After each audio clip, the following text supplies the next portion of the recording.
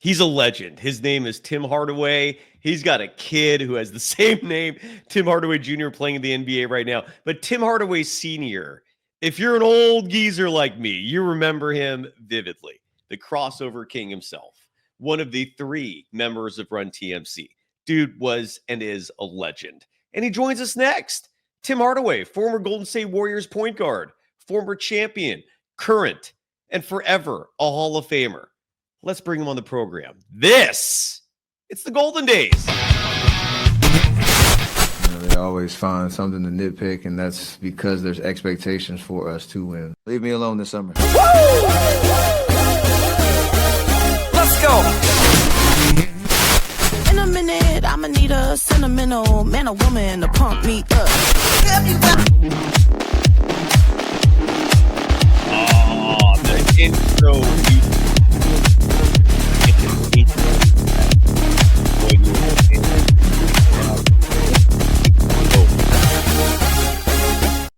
Welcome to the Golden Days. Hope your week's going well. Hope your day's going well. My name is Cyrus Saatsaz. I am your host for today. You can follow me on Threads and Instagram at DogWild. Over on Twitter, the handle is at Surf Journalist. The program on both platforms at Golden Days Pod. Before we are graced by the presence of Mr. Hardaway, Tim Hardaway, we got to give some love to our sponsors, the folks paying our bills, the folks who allow us to exist and hopefully produce some entertaining content for you. The name of the game, the goal here always is to inform and entertain. And one of the two individuals / organizations supporting us is a band. You have no idea how awesome that is to have a band sponsoring you, because if you love music like me, it's easy to hype up a band. They're called Decades. They're a cover band. They play music from the 50s to today, whether it's Chuck Berry, whether it's Katy Perry, whatever type of music you are looking for your event, you can get it with Decades. Is their website doing okay? I just see all black there. Oh, there we go. Now we got the visuals going. They are NorCal natives, originally from Chico. They're Golden Dazers. They're huge Niner fans. And the feeling with the Niners is mutual. They play every pregame party next door in Great America for all Niners home games. They're called Red Zone Rallies. The band playing those rallies is Decades. And they're available for your event. And the weather is getting really nice. We're in summer.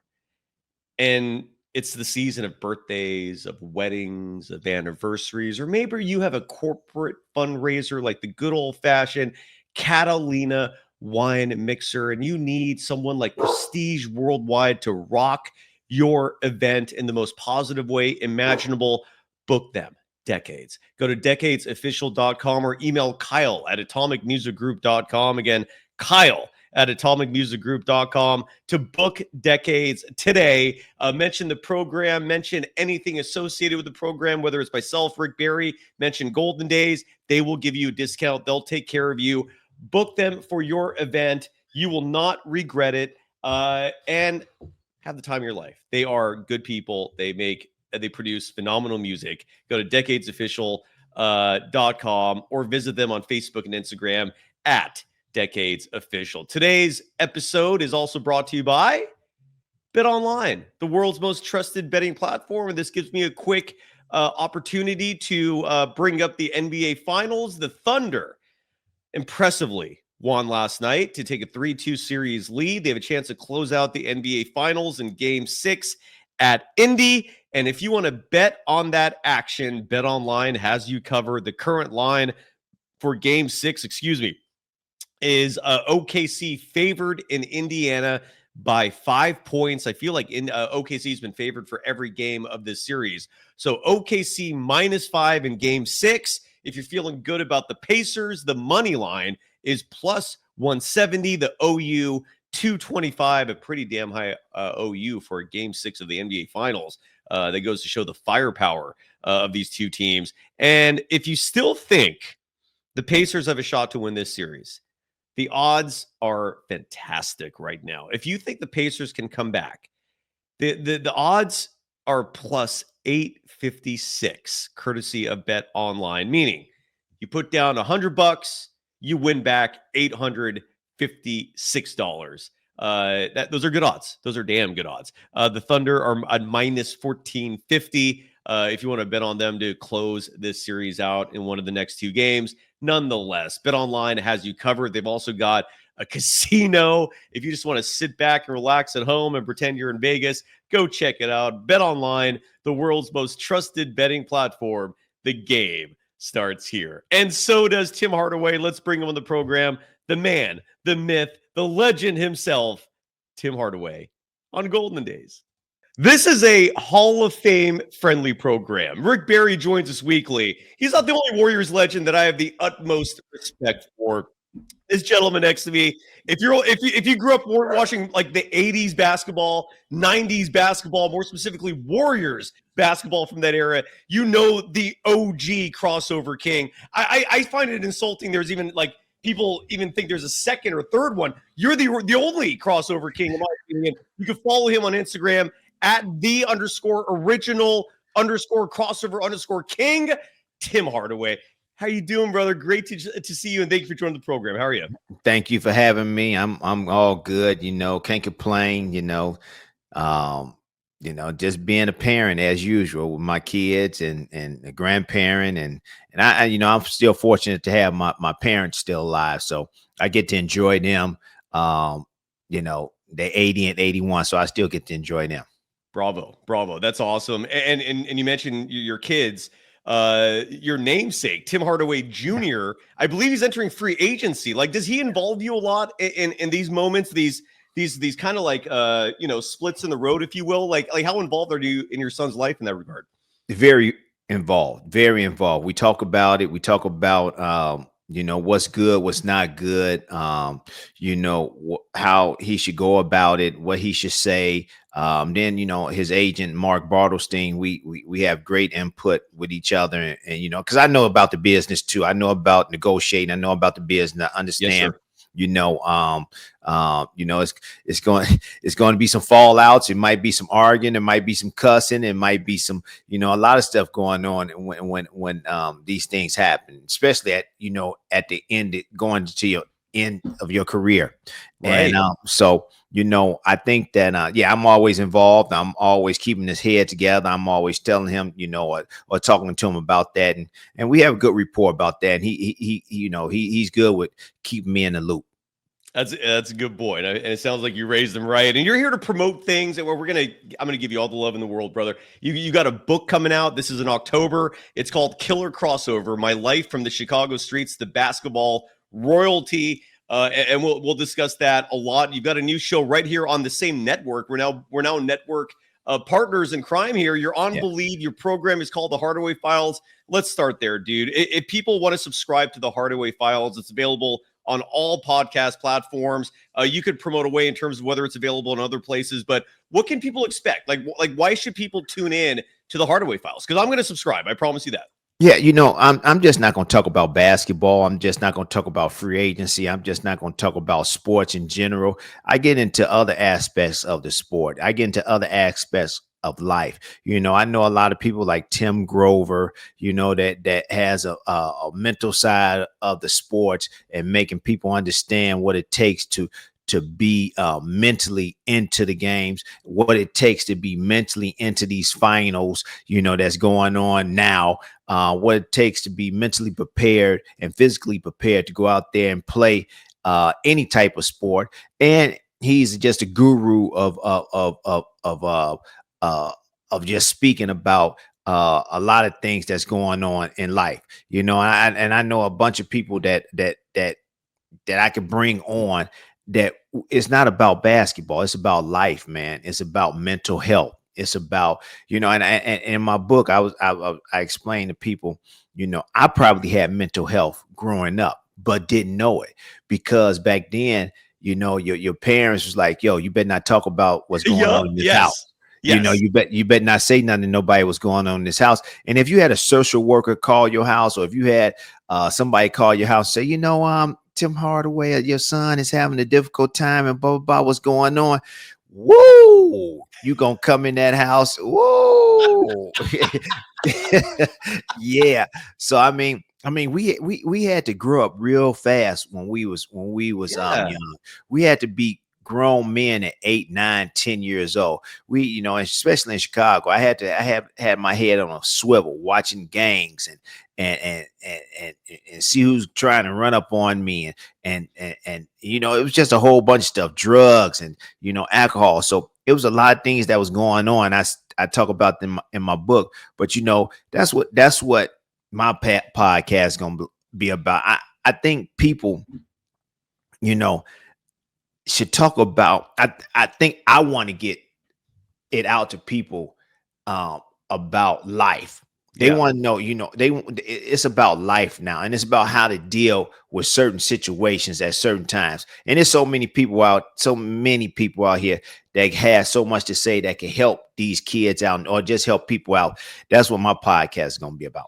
Dude, you grew up in an era where mental health was not even a concept. Like I mean, I know it existed technically, but most people, even my childhood as well, like if you were struggling in life, if you had like low self-esteem, if you had depression, the message was tough it out, like Yes. grow up, get over Yes. it. And clearly, like life is way more complex than that, and Yes. there are answers. Did basketball save your life? Is that No question? No question. There, basketball wasn't the only thing that saved my life. I had people that was great in my life. I had high school teachers. I had grammar school teachers.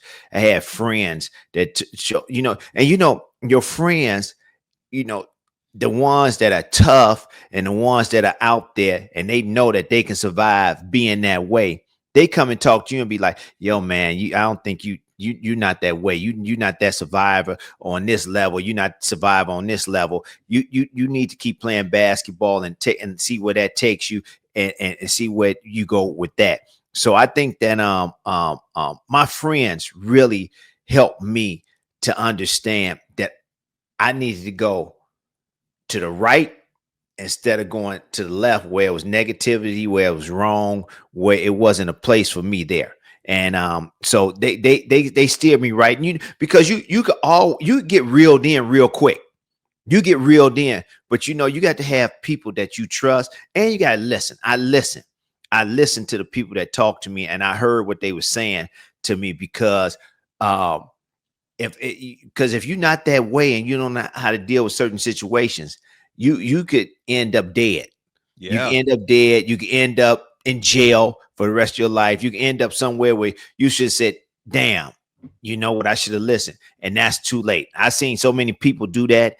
And no, I didn't want to do that. I feel like listening is so much of the battle, dude, in terms of growth, maturity, figuring it out. But just a lot of people haven't gone. It takes a while to figure that out, right? We're each at our own pace, but you're absolutely right. Listening is so important. Just sitting there and actually just pretending like life does not revolve just around you as well, right? Like there are other people. Everyone has their own stories. No, that's sage advice, dude. And listening is powerful. Listening is powerful. And I say so. You go to church, right? And you listen for an hour and a half. You don't say nothing, but you listen to what he's saying up there. And if you listen and understand what he's saying, it goes on in your life, right now. It goes on. The word, what he's telling you goes on your life, or you have experienced that word. So if you can listen in church for 2 hours or an hour and a half and won't say nothing, you can listen to somebody like you, like me, like your parents, like your teachers for a couple of hours and just listen to what they're saying. And that will help you in life. Yes, sir. Folks, listen to Mr. Hardaway right here, please. Besides the fact he's a Hall of Famer, he knows what the hell he's talking about. I've always had the utmost respect for a lot of things about you, sir. IQ included. The game. You grew up, again, like some people grow up having life easy. Some people growing up having to, unfortunately, face adversity early in life, and you don't have a choice in that matter, right? You just got to do it, but you grow up quick in that regard. And I don't know, like if there's a comp to this. I don't know what your opinion is on this, and I can't wait to hear it.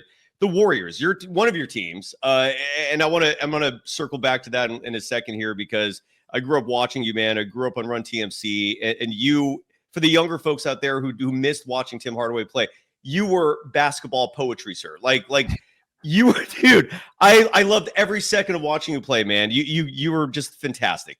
And sorry to butter you up like that, Thanks. but the Warriors in the current stage, this Jonathan Kuminga situation, man. And I felt like I was one of the only members in the media going, "What is going on here? Like this makes no damn sense." And the season's over. We now see, okay, yeah, this made no sense for damn good reason. He should have been playing. Have you ever seen another situation like this where a player with Kuminga's talents are just considered not a fit? I mean, the whole thing was wild to me. What was your take on Steve Kerr just not playing Kuminga for the end of the year in the playoffs? That was crazy. I have seen it. I have seen it with Don Nelson. I have seen it with Pat Riley. I have seen it, with other teams too. And, I think it was thrust on Kuminga right away that he had to be that guy right away. He was never there to learn. He was never there to come off the bench. He was never there to understand what he needed to do and how he needed to do at a slow rate. He's the type of basketball player that need to go slow. Like me, Chris Mullin or Mitch Richmond, we came in basketball ready.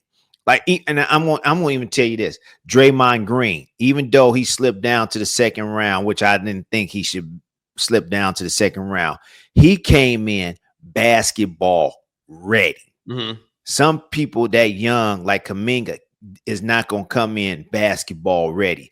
And you got the coach on you, then you got Draymond Green on you, and and he telling you one thing, they telling you one thing, and it's just a domino effect. That I think he was confused, and I just think that he didn't really grasp on to what the Warriors wanted him to do and how they wanted him to go out there and play. And I think that if he go and get away and get to a reset, I think that he'll be a better ball player. But I mean, the pressure was too big for him at that particular time. And I like the kid. I like his talent. I think he can play.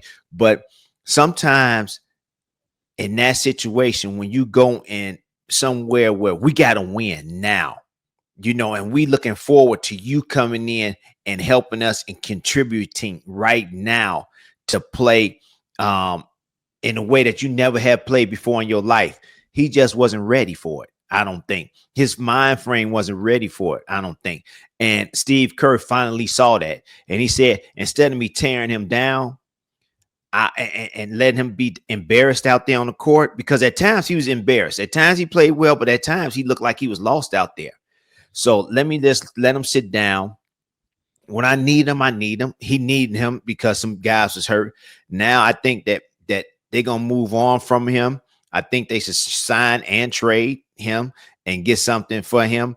Because I think it's not going to work there.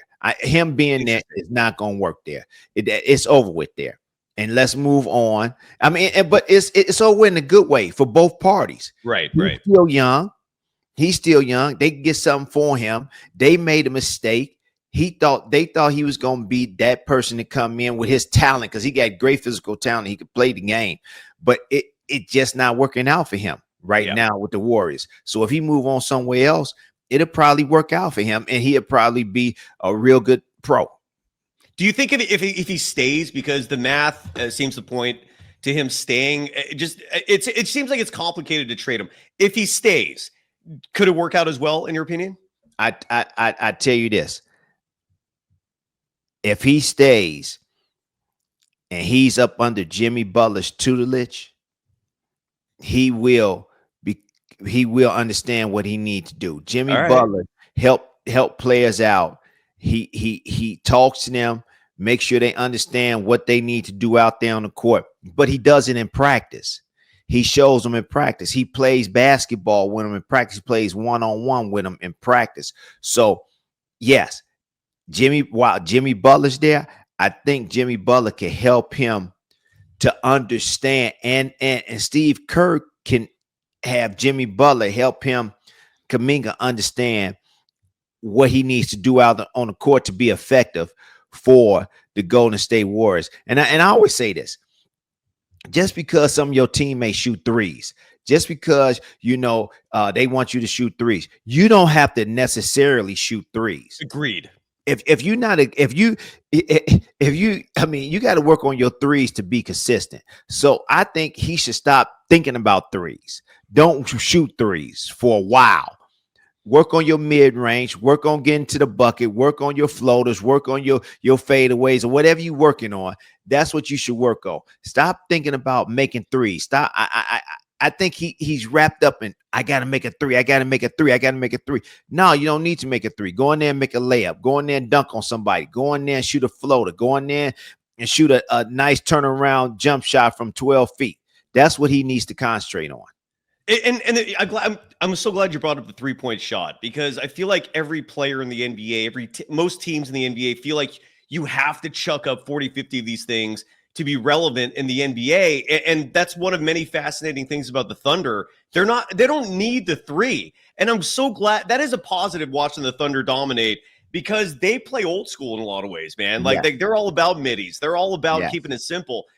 And it works. I personally don't think you need the three. That's just me. So, by the way, your son, Tim Hardaway Jr., who you just mentioned that you advise, any possibility your son is a Warriors killer, sir? Side note, I feel like every time he plays the Warriors, he beats the shit out of them. I don't know if it's something mentally, maybe subconsciously, he's thinking my dad should have finished his career there. I'm being facetious there, but any possibility of him going to the Warriors? Well, he was born in California, and so he likes to come back. He likes to come back like in California and play well. He likes to go to Miami and play well because he grew up there. Like more than half his life in Miami, and so if it was able, or if it happened, he would love to come to the Warriors or the Miami Heat and play for them. And I know that we talked about that too. So, but he'd love to come play for them, of course. How is being a professional athlete living in South Beach as amazing as it sounds?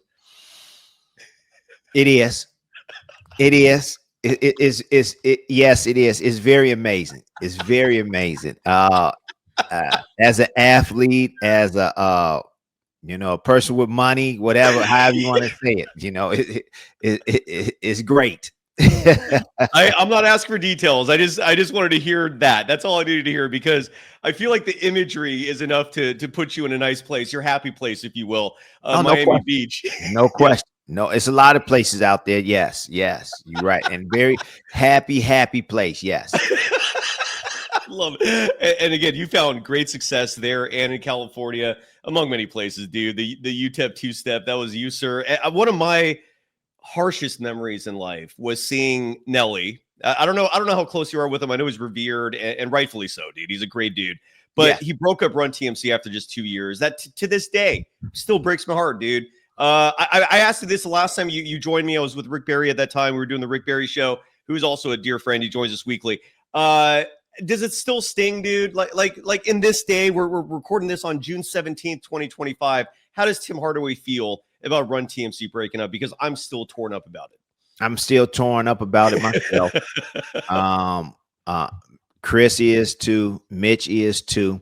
I think whatever it was, his differences or whatever, it didn't make any sense to trade him. That was our core. Mm-hmm. That was our core. You build around your core. You find a way to build around your core to make it work. At least 5 years, at least 5-6 years.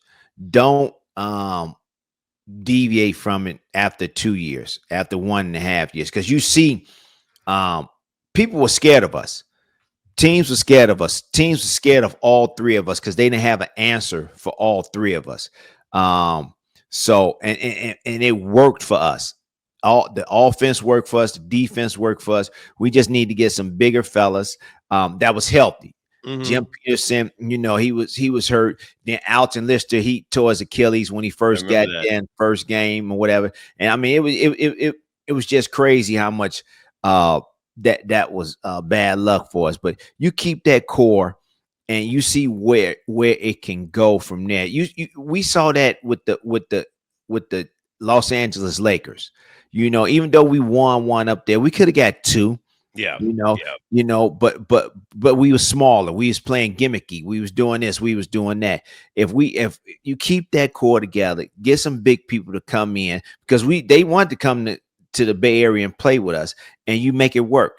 And when he did that, that was to me that was the beginning of the end of us and the Warriors at that particular time. And you saw it after about 2 or 3 years, it just started spiraling down, and it wasn't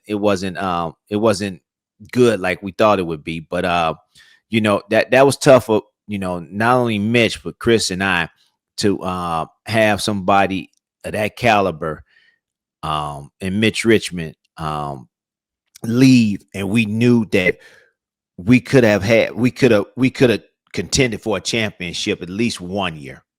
Dude, you guys, and I'll give Nelly credit in this regard. He was so ahead of his time, right? Like Run TMC in this modern era is a championship contender, like easily. I know you said back then that you would have been, and rightfully so, but in this current era where everyone's smaller, you would have been tearing shit up, dude. Like, yes. like the modern NBA was built for you guys. Right. And look, Billy Owens logically made sense. Like the logic of it, I understood at the time. And again, I was like 10 years old or whatever, but it made sense. I was a nerdy kid, like a lot of kids at that age, trying to figure it out. And basketball was my escape and to save my life personally.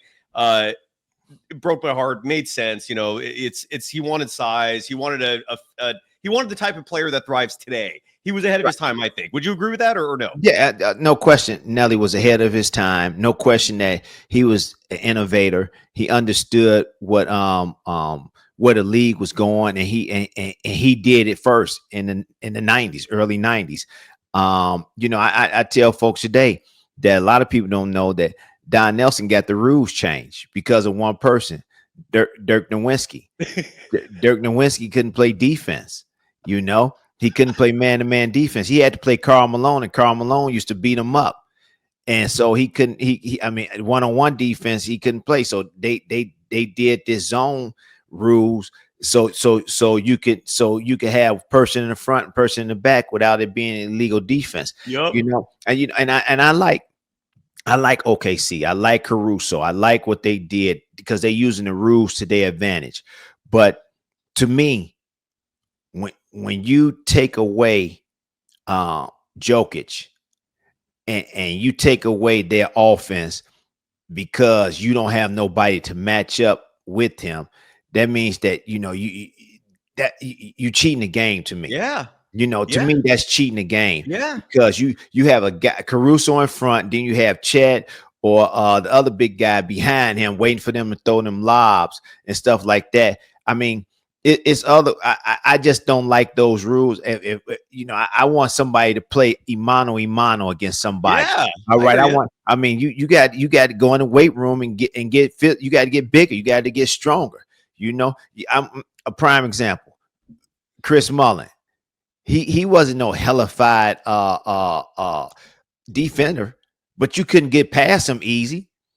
He used his hands, he used his footwork, he used his head, he understood angles, he understood how to take away angles. But you had to do 2 or 3 moves to get past him.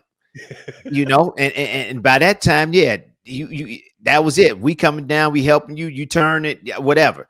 But that's the way the rules are today. But I just didn't kudos to OKC and how they did it and everything, but I just don't like the way the rules are today because that doesn't help our superstars do what they need to do. Now, SGA, man, unstoppable. Now you're seeing a guy in Williams. Oh my God. Oh. I think he gonna. Ooh, I mean, wow. He tough. He's tough. Oh, yes. Every game this series, he's getting better. It's growing right in front of our eyes. He was already an all-star. But you know what? That's what you're supposed to do. You're supposed to get better every game. You're supposed to get your confidence level up every game. I'm the man that I have to step up and I have to help SGA so we can win these games. And last night, he stepped up really, really big. Yeah. Get a difference maker, man, in a game 5 of the finals, which might have been the difference in the whole series. Tim, I know you got to run here. We got just a couple more minutes. I want to bring this up because I don't think I've never heard anyone ask you this. I'm sure you've talked about it before. I just have never heard it.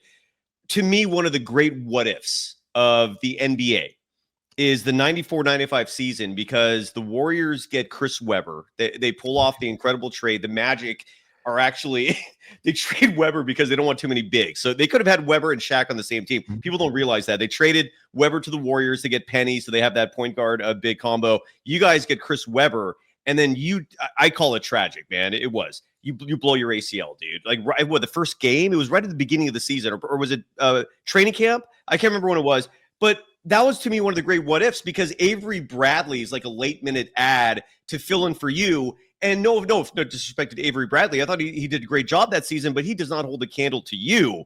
I can't imagine what that season would have been like. I can't imagine what that run would have been like. In your words, man, like, describe, I know that's a shitty memory, and I'm sorry to bring that up, but it's a huge what if, because I feel like that team could have been incredible, amazing. Your thoughts? Yes. First name is Avery Johnson. Avery Johnson. Bradley, my bad. I said Avery, Bradley. No, Avery Johnson, good. You're right. Good basketball player, champion with the San Antonio Spurs. A general. That's all right. General himself. But yeah. So first day of practice, we finally got. It took all summer to get Chris Webber signed. Don Nelson coming down. All right, we finally got that fucker signed. We finally got that fucker signed. All right, yeah. All right. So we practicing. First day of practice, blew my knee out. So, you got to go through the rehab and all that type of stuff. It was devastating. Nelly was devastating. He was upset too. And a lot of people don't know Greg Popovich was our assistant coach. Correct. And yeah, and he was kind of upset too. And Bob Lanier was our assistant coach too. But I tore my ACL, and then Chris Mullin said, Tim, I think it's time for you to start coming back around. I said, well, I got rehab. He said, no, I think you got to start coming back around. And what I saw was if Nelly want Chris Webber to bring the ball up, initiate offense, to handle the ball, to do this, to do that, do that. Webber didn't want that. Webber just wanted to go to the block. Give me the ball. Let me ISO. Let's Sprewell circle, whatever, do this or whatever, curl off me and blah, blah, blah. That's the way we want to work. But see, when Webber got to, Sacramento, he understood what Nelly was trying to get him to do. But that was late on in his career. And he was facilitating, bringing the ball up, making passes. Nelly knew what kind of superstar he was then. And Webber just wanted, all right, I just want to do my thing. If I was there, I could have been the buffer between both of them. I could have told Nelly, Nelly, calm down. Let me do this. Let me do that. Let me talk to him. Then I could have talked to Webber, and I could have been, like I said, the buffer between them, made both of them understand what we need to do. This is how we got to win. Webber, you can do this sometimes, or 10% of the time I need for you to bring the ball up, or 15% of the time I need you to bring the ball up. He would have been okay with that, and I would tell Nelly, but I would have gradually got them to work together. But since I wasn't there, there was nobody there to speak upon helping both of them out. And that's why they butted heads, and that's why it ended up that way. And but if I was around more from the first day, then he didn't have to handle the ball. He could just do this and do that, or bring it up when he needed to off a rebound or stuff like that. But it's it was unfortunate. It was very unfortunate, and to this day, that was tough. Not what, it wasn't tough for us. It was really tough for the fans to see him go. After 1 year, after what we did to get him there. Yes. And then after still bitter. He gets rookie of the year. Then Nelly get fired or resign or whatever. And then Ed Gregory trade him for Tom Gugliotta. I'm like, what the hell is going on here? What is wrong here?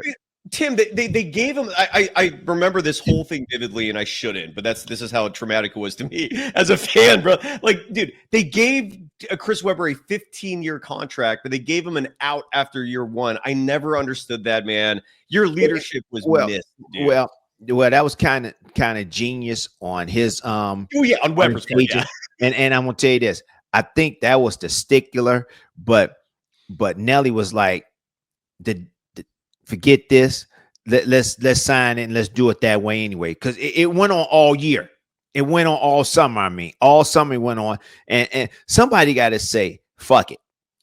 And that's what Nelly said. Fuck it. Let's sign this deal. Let's let him have that 1 year out. If everything go well, he gonna want to stay here for his life. Right. So, but it didn't go well, and that's how you roll the dice. That is, Nelly was a riverboat gambler, man. There's no doubt. Again, that's one of my greatest what ifs, dude. Because if your injury did not happen and you're there from day one, it's Warriors history. It's a whole other path, dude. Like, you guys probably end up being champions.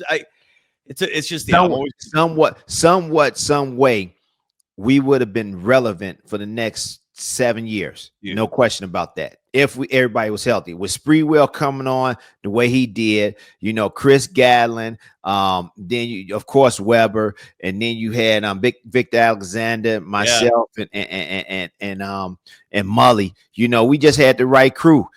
So I mean, it would have panned out. It would have worked out. And but yeah, man. And when I tore my ACL, that was tough on everybody. It's brutal, dude. And my apologies again to Avery Johnson for calling you Avery Bradley. My apologies for that. This is early for me. We all mess up. and Tim, and I feel like there are lessons like that and so much more in your new book, which is coming out in a couple months. The book is called Killer Crossover: My Life from the Chicago Streets to Basketball Royalty. I cannot wait to read that. And in all honesty, if you're doing a book tour when that comes out, if you don't mind coming back on, man, I'd love to have you to promote that and so much more. You got the new Believe show. Subscribe to that, please, folks. Yes. It's now available. Doesn't matter what podcast platform you're on, Apple Podcast, Spotify, whatever it is. There's like 5 or 6 of them. It's available there. It's called the Hardaway Files. Anything I missed, sir, anything you want to plug, mention, promote, just bring up before we let you go. No, that's it. And I appreciate your time. Appreciate you having me. And I'm quite sure I have you and Rick on my show, and we'll talk about other things. Say when, dude. Say when. Yeah. Rick and I have the utmost adoration for you, and I'm guessing the whole Bay Area does. Like, don't stay away from the Bay too long, man. People here love you, dude. Like, you are coming back here. So I love coming back. I love coming back. I love the people there. I love interacting with people there and just giving my time and taking pictures and all that. I love it. We love you, man. Tim, thank you, sir. Thank you so much. Thank you. And that was the great Tim Hardaway. I hope you folks enjoyed that. The man's a legend, and we'll do our best to bring him back on soon. If he can be a regular guest on this show, mad on. So I hope we're on that path. Anyways, sincerest thanks again to Tim Hardaway, the crossover king, for joining our program. Thanks to you, the audience, for being a part of this. This is just the beginning, folks. So this is I have no clue where this is going to end up. Probably in the same way. None of us have any idea where Jonathan Kuminga is going to end up. I did think one thing that was very interesting in that interview that I took away from, besides all the amazing stories and rehashing and revisiting some incredible days in Warriors history. Tim Hardaway Jr., Miami. Don't be surprised if he's a member of the Miami Heat, man. Do not be surprised if that's what ends up happening. Although he didn't exactly squash the idea of Hardaway Jr. going to the Warriors, and I would love that. Side note, Hardaway Jr. can play. If you're a Warriors fan, you know him all too well because, as I mentioned in that interview just a moment ago, he lights up the Dubs every time he plays them. I don't know if he's going to be in their price range. We shall see. This offseason shall be interesting. But for today, Mr. Hardaway, sir, thank you. And thank you to the audience again. I guess we're done. This is it. We're back at this soon. Bye-bye.